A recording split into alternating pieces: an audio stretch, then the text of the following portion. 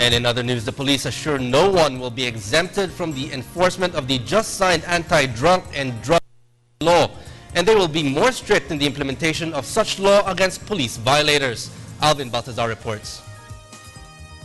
The anti-drunk driving law signed by the President surely will boost the PNP's campaign against criminality. According to QCPD Director, Senior Superintendent Richard Albano, there is no doubt that the law will not only be beneficial for the safety of motorists and passengers, but also would serve as a preemptive measure for an individual to perform a crime.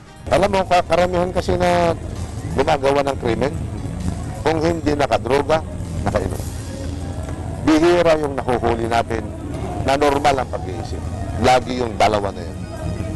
So nabawasan. Tapos yung crime prevention natin, yung babanatan natin itong mga drugs na ito. So, two-way. Maganda yun. Albano assures that they will spare no one in implementing the newly signed law and promise to apply it equally, even among their own rank.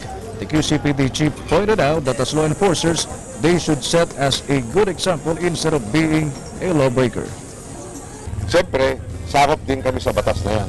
Kung gagawin namin, kami rin mismo manguhuli sa hanay namin.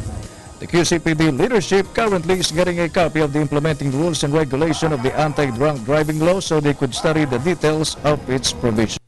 For the People's Television, Alvin Baltazar.